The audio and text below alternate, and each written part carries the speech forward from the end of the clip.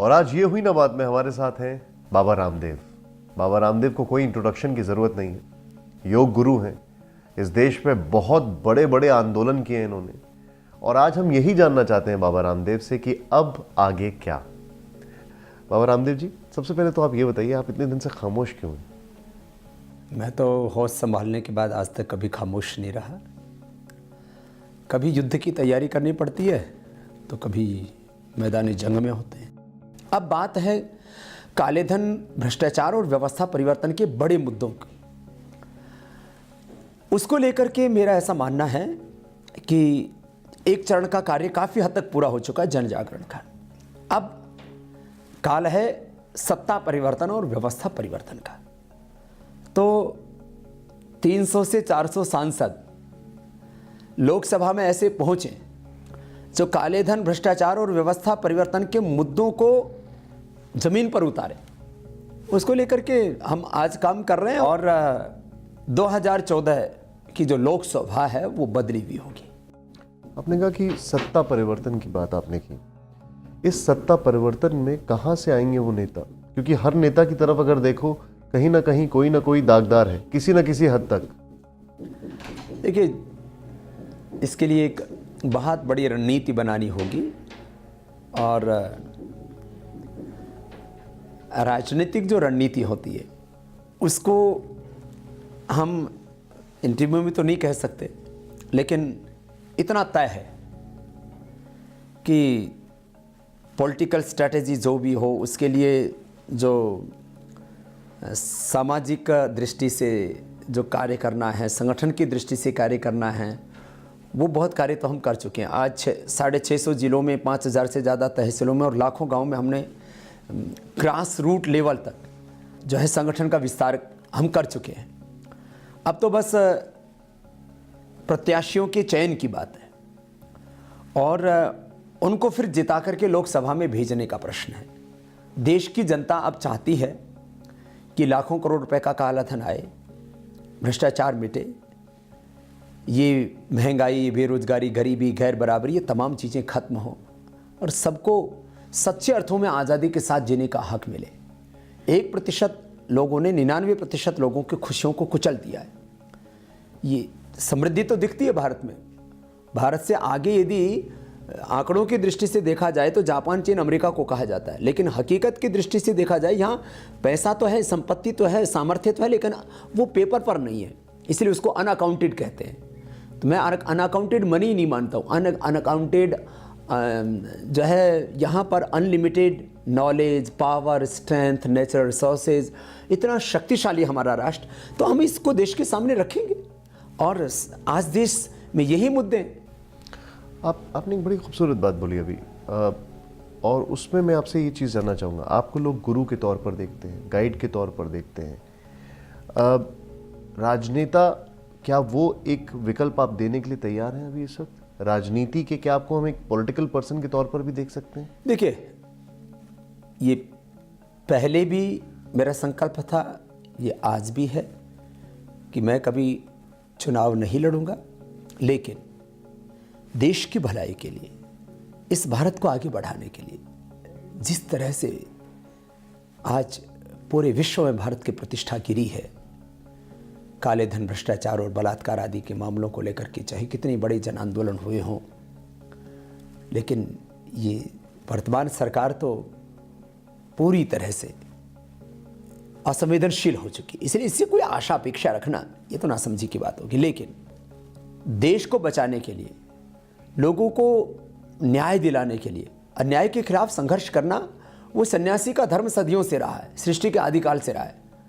चाहे हम अपने महापुरुषों को देखते हैं, भगवान रामकृष्ण, शिवादि, आचार्य चाणक्य आदि हों, वर्तमान युग में महर्षि दयानंद स्वामी विवेकानंद हों, या हम उसको ऋषिमुनियों के परिप्रेक्ष्य में देखें तो आचार्य महर्षि विश्वामित्र हों, महर्षि वशिष्ठ हों, महर्षि संदीपनी हो, किस महापुरुष ने अन्याय के खिलाफ जो है संघर्ष नहीं किया? तो वही संघर्ष और वही हस्तक्षेप मैं करूँगा।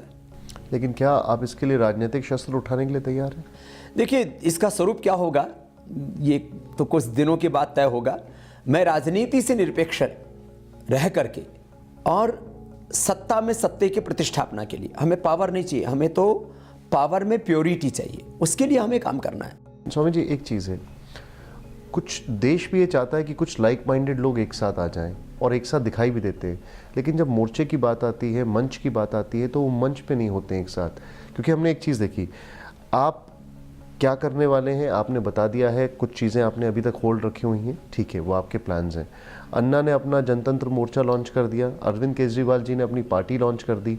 आप तीनों लोग एक साथ एक मंच पर जब दिखाई दे रहे थे तो लोगों को शक्ति मिल रही थी। अब ऐसा लगता है जैसे कि जो पॉलिसी है डिवाइड एंड रूल की, वो सक्सेसफुल हो गई है। देखिए, हम तो ये पहले दिन से सारे देश को पता है, हम किसी के इशारे पर काम नहीं कर रहे, हमारा कोई हिडन एजेंडा नहीं है। आदरणीय अन्ना हजारे साहब, जब उनको कोई नहीं जानता था तब हमने यहाँ पर उनको आमंत्रित किया, उनकी सेवाओं के लिए उनको हमने कृषि गौरव पुरस्कार दिया उनको। उसके बाद में जो है कॉमनवेल्थ गेम्स में पहली बार जब जंतर मंतर पर जो है वो हुआ, फिर 27 फरवरी को माने जो है सारे जो जितने वेजिटेशंस थे हमने उसको आधार दिया, उसको शक्ति दी। फिर अब जब जिन लोगों के हिडन एजेंडाज हैं, अब उसके तहत जो लोग काम कर रहे हैं, तो उसमें हम मुद्दों को लेकर के बात कर सकते हैं, हम लोग ध्येय को लेकर के बात कर सकते हैं, लेकिन जिन लोगों के अपने हिडन एजेंडाज हैं, अब मैं किसी भी व्यक्ति पर इसमें टिप्पणी नहीं करना चाहता। बहुत सी चीज़ें चल रही हैं। कुछ लोगों को ये कहा जा रहा है कि तुम जो है इस देश के अंदर राजनीतिक अस्थिरता पैदा करो। कुछ लोगों को ये कहा जा रहा है कि ठीक है, तुम्हारी प्रतिष्ठा बढ़ाने के लिए हम तुमको इतने बड़े पुरस्कार दे देंगे। ना हमने प्रतिष्ठा के लिए कोई आंदोलन शुरू किया था, ना हमने पुरस्कारों के लिए आंदोलन शुरू किया था, ना पैसों के लिए। तो पैसा, पुरस्कार, प्रतिष्ठा, अब इनका चक्रव्यूह रचती है सत्ताएं। अब और इसके पीछे कुछ और भी मकसद होते हैं। आपको लगता नहीं है ऐसे में अब ज़रूरत है कि सारे लाइक माइंडेड पीपल, क्योंकि ये एक मैंने लोगों के बीच जाके सवाल पूछा, कई जगह मैं गया, यहाँ पे किरण बेदी जी से मेरी बात हुई, उन्होंने मुझसे पूछा, मतलब हमने उनसे बात की, उन्होंने कहा अरविंद जी थोड़े अति महत्वाकांक्षी हो गए थे इसलिए चले गए। अन्ना से जब बात हुई तो अन्ना ने कहा कि नहीं, हमें एक साथ होना चाहिए, लेकिन फिर वो खामोशी। आपको लगता नहीं अब ज़रूरत है एक साथ एक मंच पर, एक जिसको कहते हैं पूरी ताकत लगाने के लिए? देखिए, अब ये अलग प्रश्न है। देखिए, पहले वो अन्ना जी हमारे साथ आए, ठीक है, उसके बाद उन्होंने जो है वो इंडिया अगेंस्ट करप्शन बनाया, फिर उसके बाद जो है अब जन मोर्चा बनाया। तो अब इसमें हमने पहले भी कभी कोई टिप्पणी नहीं की थी, और पहले हमने बात कही थी कि भाई देखो, देश का निर्माण, नेशन बिल्डिंग का काम खाली लोकपाल से नहीं होगा। देश बहुत बड़ा है, देश की समस्याएं, चुनौतियां और जो अलग अलग क्षेत्र हैं उनकी अलग अलग समस्याएं हैं। इसलिए मजबूत लोकपाल बनना चाहिए, और बनी हुई संस्थाएं, जो एग्जिस्टिंग सिस्टम है वो भी स्ट्रॉन्ग, ट्रांसपेरेंट और अकाउंटेबल होना चाहिए। क्योंकि समग्र परिवर्तन तो विधायिका, कार्यपालिका, न्यायपालिका और उसके साथ समाज, ये चार चीज़ें मिलकर के राष्ट्रीय राजनीति चलती है। तो एक मुद्दा जो है वो उठाने के लिए हो सकता है कि भाई जो भी गलत हो रहा है उसको हम जो है उस मुद्दे के द्वारा कहना चाहते हैं। जब हमने पहले दिन इस बात को कहा कि भाई एक लोकपाल से राष्ट्र नहीं बनेगा, उसके साथ जो दूसरे मुद्दे हैं उनको भी हमें देखना पड़ेगा। तो लोकपाल तो बनना ही चाहिए, लेकिन लोकपाल के साथ साथ जो हमारा एग्जिस्टेंस सिस्टम है उसको भी हमें ट्रांसपेरेंट और अकाउंटेबल बनाना पड़ेगा। और जो व्यवस्था परिवर्तन के जो बड़े मुद्दे हैं, माने जिसके कारण से इस देश में गैर बराबरी है सभी क्षेत्रों में, उसको खत्म किए बिना हम इस देश में संपूर्ण आज़ादी की या सबको समान अधिकार, एक समान अवसर की बात हम नहीं कर सकते। लोकपाल का आप जिक्र कर रहे हैं, अभी अभी जो इन्फॉर्मेशन है उसके मुताबिक लोकपाल का जो ड्राफ्ट अभी आया है उसमें आपके एनजीओ को भी कवर किया जा रहा है। आपको लगता है कि ये एक सोची समझी साजिश है, एक प्रयास है किसी न किसी तरीके से आपके ऊपर टाइट रेंज रखने का? देखिए, हमारे लिए तो लोकपाल क्या, लोकपाल का बाप बना लें, हमें उसमें डाल दें, हमें तो कोई आपत्ति नहीं। भाई हमने जब कोई गलत काम किया ही नहीं है तो सांच को आँच किस बात की। हमारे पर अभी भी डबल सीबीआई लगा रखी है। गवर्नमेंट की सारी एजेंसियां, income tax, sale tax, service tax, ED, IB और जितने भी मिनिस्ट्रियां हैं, गवर्नमेंट का जितना भी स्टैटिस्टिक्स डिपार्टमेंट है, आप सोचो कि एक तरफ एक फ़कीर और एक तरफ वजीर और सारा तंत्र। 2 दिन के अंदर जो है किसी भी व्यक्ति को जो है ख़त्म करना हो वो कर सकते हैं। 2 साल हो गए, एक भी जगह हमको गलत साबित नहीं कर पाए। और ब्रेक के बाद आखिर राहुल गांधी से क्यों खफा हैं बाबा रामदेव? देश युवाओं का है और युवाओं में अगर राहुल गांधी को उपाध्यक्ष बनाए, आपको लगता नहीं है थोड़ा अच्छा है? युवा हो लेकिन वो देशभक्त हो, ईमानदार हो। लेकिन राहुल गांधी को तो हमने देखा है दलितों के साथ, जरूरतमंदों के साथ, सबके वो साथ तो जो है एक पिकनिक है। स्वामी जी की नज़र से देश का पीएम कैसा होना चाहिए?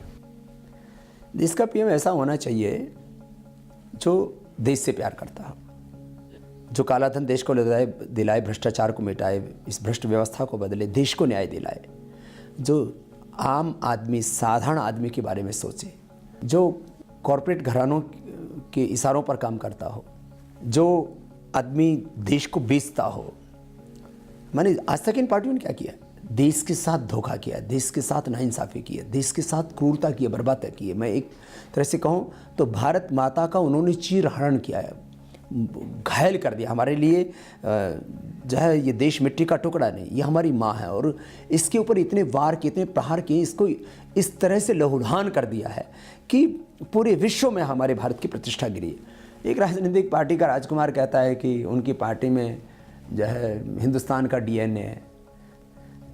अरे भाई, उस पार्टी की स्थापना A.O. ह्यूम ने की और आज उस पार्टी की जो लीडरशिप है उसी में हिंदुस्तान का डीएनए नहीं है। तो और कंफ्यूज पर्सन है, मैं नहीं करता, पूरे वर्ल्ड का जो मीडिया कह रहा है कि कंफ्यूज है। और जो प्रधानमंत्री हैं वो दुनिया की सबसे भ्रष्ट सरकार के मुखिया हैं, माने बेईमानों के सरदार। तो बेईमानों का सरदार असरदार नहीं हो सकता। जिनमें हिंदुस्तान का डीएनए नहीं है वो हिंदुस्तान से प्यार कैसे कर सकते हैं? जिन्होंने कभी आम आदमी के दर्द को देखा ही नहीं, तो ये सब भावनात्मक मुद्दे उछालते हैं कि जो है मेरी माँ ने मुझसे कहा कि बेटा जहर है सत्ता। भाई जहर ही है तो फिर या तो शंकर बनो, या फिर आज माँ बेटे मिलकर के रो रहे थे, कल पूरे देश को रुलाओगे। जिन लोगों में कोई विजन नहीं है, जो लोग खुद कंफ्यूज्ड हैं, और जिन लोगों में कोई दम नहीं है, भाई किसी के पीछे कोई सरनेम बन गया वो नेता तो नहीं हो सकता ना। और बिहार में, उत्तर प्रदेश में सब जगह देख लिया, जो है गोवा से लेकर के, पंजाब से लेकर के और गुजरात से लेकर के सब जगह तो उन्होंने जो है सामने रख दिया कि भाई ये जो है ये हमारे वो हैं। सब जानते हैं कि ये तो बाकी तो औपचारिक चीज़ें हैं। हमारा किसी व्यक्ति से विरोध नहीं, उस व्यक्ति में दृष्टि होनी चाहिए, उस व्यक्ति में साहस होना चाहिए, उसने कुछ किया तो होना देश के लिए। देश युवाओं का है और युवाओं में अगर राहुल गांधी को उपाध्यक्ष बनाए, आपको लगता नहीं है थोड़ा अच्छा है? देखिए, युवा हो लेकिन वो देशभक्त हो, ईमानदार हो। लेकिन राहुल गांधी को तो हमने देखा है दलितों के साथ, जरूरतमंदों के साथ, सबके साथ। वो तो जो है एक पिकनिक है, जो है उसमें हम भरोसा नहीं करते। गरीब का दर्द जिससे दूर हो, वो आज इस देश में कितने मुद्दे उठे हैं पिछले 10 सालों में, और 10 सालों में नहीं, पिछले 2 सालों में किसी भी मुद्दे के ऊपर कोई उनकी स्पष्ट राय हो, तो जिस हिंदुस्तान चलाने के लिए आदमी के पास में बहुत बड़ा दिमाग होना चाहिए। आपने थोड़ी देर पहले एक बात स्वदेशी की थी, और अगर दुनिया में बात की जाए तो इस देश के सबसे बड़े एम्बेसडर्स में एक आपको भी गिना जाता है। एफडीआई पर आपका क्या सोच है, क्या विचार है? एफडीआई विशुद्ध रूप से देश को आर्थिक गुलामी की ओर धकेलने का एक पूरा षड्यंत्र है, और इस देश के करीब 4-5 करोड़ वो साधारण दुकानदार जिनका आने वाले 20-25 सालों में बिजनेस चौपट हो जाएगा, उनसे जुड़े हुए करीब 25 करोड़ लोग, एक परिवार के साथ करीब 5 लोगों को माने तो 25 करोड़ लोगों की रोजी रोटी, और करीब इस देश की 75 करोड़ किसान, उनका भी भविष्य इससे अंधकार में हो जाएगा। 100 करोड़ लोगों की रोजी रोटी और उनका भविष्य, उसके साथ खिलवाड़ करके कुछ चंद कंपनियों के दबाव में ये हमारे देश के प्रधानमंत्री निर्णय लेते हैं, जो रूलिंग पार्टी वो निर्णय लेती है, तो इससे तो साफ जाहिर है कि विदेशी कंपनियों के एजेंटों की तरह व्यवहार कर रहे हैं। तो लगता ही नहीं कि देश का प्रधानमंत्री जो है वो देश से प्यार करता है। उनको, हमें तो ऐसा लगता है देख करके कि वो एक टेस्को, वालमार्ट और जो बड़ी बड़ी और विदेशी कंपनियां हैं वो उनके एक सीईओ की तरह व्यवहार करते हैं। ये देश के लिए बहुत दुर्भाग्यपूर्ण है। जिस देश में आज़ादी स्वदेशी के महामंत्र से आई, महात्मा गांधी जैसे बड़ा स्वदेशी का कोई आइकॉन नहीं हो सकता, और उनका नाम लेकर के और यहाँ पर विदेशी कंपनियों को घुसाते और कहते नहीं इससे कुछ नहीं होने वाला। अरे ईस्ट इंडिया कंपनी आई थी तो लोग कहते थे क्या है, एक कंपनी को जहांगीर ने दे दिया था अजमेर में ऐसे ही एक पर्चा फेंक करके, ठीक है तुम नमक मिर्च बेच रहे हो। हुआ क्या था उसका इंजन? तो एक ईस्ट इंडिया कंपनी का भारत ने तो एग्जाम्पल देखा है कि किस तरह से उसने देश के ऊपर कब्जा किया, देश को गुलाम बना करके रखा, आर्थिक, सामाजिक, राजनीतिक दोहन किया। आज हम चारों तरफ से किस चीज़ की कमी है हमारे यहाँ पर? भाई जब दुकान हमारी, दुकानदार हमारे, इन्वेस्टमेंट हमारा, वो कोई भी विदेशी कंपनी अब 1% से लेकर के 10% पूंजी लेकर के आती है, 90% पूंजी तो हमारी लगती है।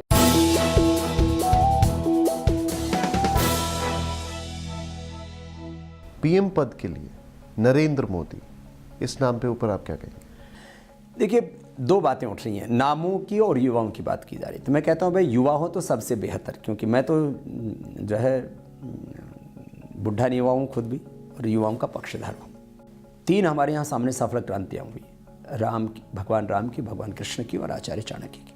तीनों युवा थे, काम भी उन्होंने किया, कमान उन्होंने संभाल के रखी, और उन्होंने सत्ता परिवर्तन भी किया, व्यवस्था परिवर्तन भी किया।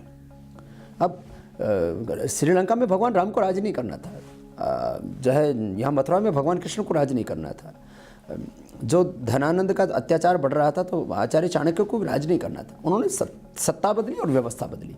3 बड़े उदाहरण, 1857, 1947, 1970। काम युवाओं ने किया, कमाल बुजुर्गों ने संभाल रखी थी, परिणाम अच्छा नहीं आया। इसलिए काम युवा कर रहे हैं देश में, वो जो है आज हर क्षेत्र में युवाओं ने कीर्तिमान बनाया है अपने पुरुषार्थ के द्वारा। तो देश का युवा प्रधानमंत्री हो और वो ईमानदार हो, देशभक्त हो, ये सबसे बड़ी शर्त है।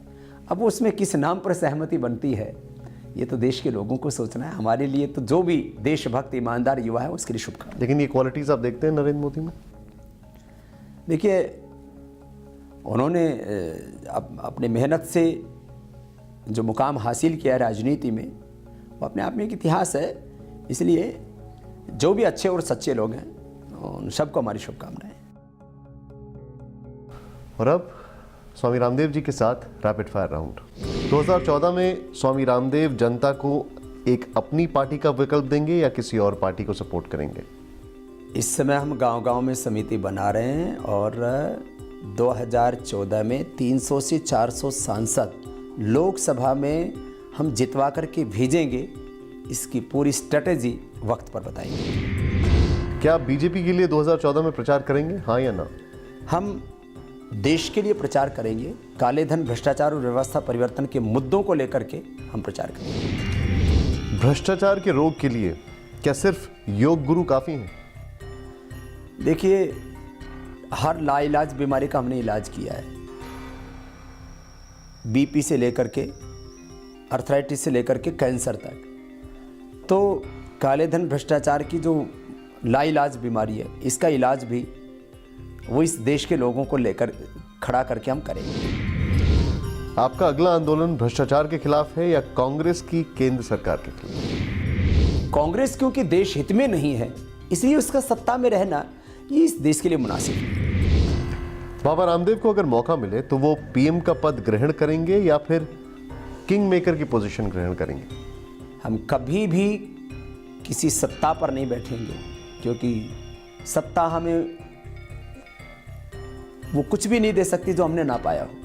इसलिए सत्ता हमारा कभी लक्ष्य नहीं थी, लेकिन हम आसन करते करते सिंहासन पर अच्छे लोग बैठें, ये काम जरूर करें। स्वामी रामदेव जी, बहुत बहुत शुक्रिया हमसे बातचीत करने के लिए, आपने हमारे लिए समय निकाला। धन्यवाद निशांत भाई।